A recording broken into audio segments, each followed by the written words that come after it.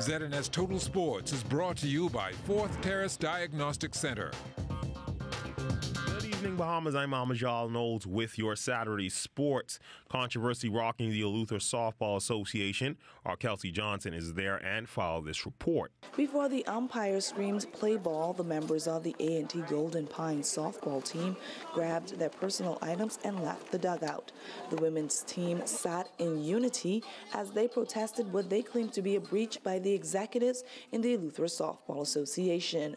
The squad warmed up as usual on Friday night, all set to play the Kazam's Angels. But when it came time to play ball, their bats remained in their bags, and they said they will be that way until the executives present them with an updated financial report. We decided that we're going to take a stand with the men's team. We're protesting. We're doing this because of some of the executives who are not pleased with the financial report. Actually, they haven't been given one. And, this is one of the reasons why we protested. It's important that our sponsors, they decided also, and they're supporting us in this move. So that's the reason we didn't.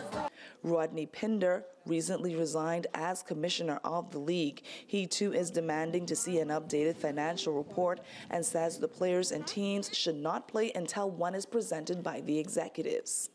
Everybody want to know, because it's been happening so many years now, so everybody want to know, what is there and where is the money, where the money gone.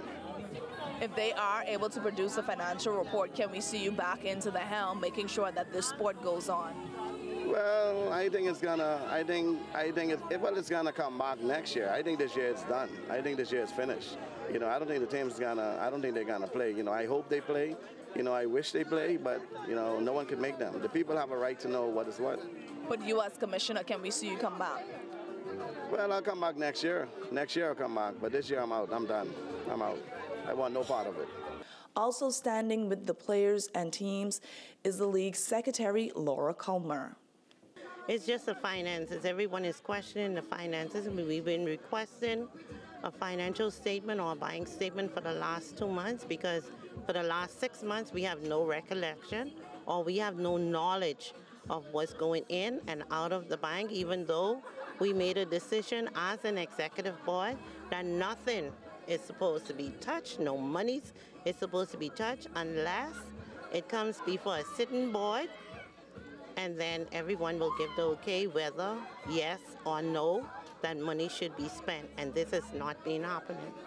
I attempted to speak with association's president Johnny Butler, who said he was not prepared to give an official interview on the grounds of not inviting the media to the games on Friday night, and he felt that the action taken by the teams was a disrespect to the chair. He said the league is governed by a constitution which he follows thoroughly, and the financial report will be presented at the end of the year. Play is expected to resume later on tonight at the Twin City Arena in Palmetto Point. Reporting from Palmetto Point, ELEUTHERA, I'm Kelsey Johnson, ZNS Total Sports. Day one of the Bahamas Flag Football Federation's 9th annual invitational getting underway today at the Thomas A. Robinson Stadium. Several local and international teams taking part to see who will take home the crown and bragging rights. Our news team caught up with the BBF's Commissioner Alexandria Deal, who spoke about the preparation. Well, preparation has been taking months, obviously, and we reached out to different teams that we've played against in the States, as well as Freeport with their league. And it's taken a lot of time to put it all together, and then this week was obviously chaos to make sure that today and tomorrow happen. It's guaranteed 3 games, but what's happening is as they play, obviously the losers go into a loser bracket and the winners move on to the winner bracket, and then it goes from there. Everyone is guaranteed 2 games today and 1 game tomorrow, and then after tomorrow they'll get knocked out. Now, one of the foreign coaches and owner of the Women's Flag Football Network, Norman Carter, on how the partnership with the BBF came about. The Bahamas team came to a national tournament in January last year in Sarasota, Florida, and I'm the women's national director for the women's division.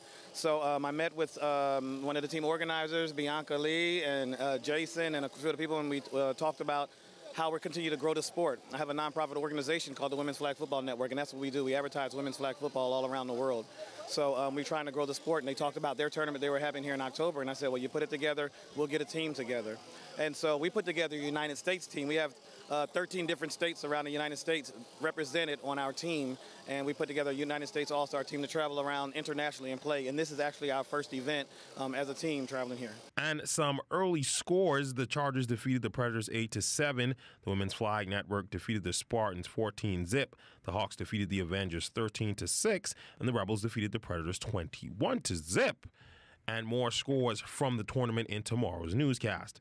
With an upcoming CONCACAF game against Antigua and Barbuda on the way, the Bahamas men's soccer team currently getting in their last few practices before the big showdown. Head coach Dion Gadet on his expectations. Home. So let's start off with the expectation is to give the fans, first of all, a very entertaining match, and we would like to get a win. I mean, it's going to be a tough requirement because Antigua is a squad that is higher ranked in CONCACAF and in the FIFA ranking than us. They have some international exposure that we're a rebuilding team. So we are excited about the opportunity, and we're certainly going to welcome them here in an appropriate way, and hopefully we'll send them back with tears in their eyes. With the game being played on home soil, Gadet says the players will need that hometown support. Absolutely. Well, soccer is a niche sport here. It's the world sport, but it's a niche sport here. Track is the Bahamian thing, and Jonkanu and politics is the Bahamian thing. But soccer is the world game. We would like for the fans to come out, and I think the administration has recognized that we are a niche sport, and we're getting some support because we've got a lot of young, youth programs happening. But this is going to be a free event. October 12th, 6 p.m., the Thomas Robinson Stadium. It's a free event. It's a family event. It's a wholesome event. And it's about Bahamians coming out to see young Bahamians develop and celebrate, hopefully, a win. The matchup will take place at the Thomas A. Robinson Stadium on October 12th. And that's been a look at sports on this Saturday. A quick check on weather is up next.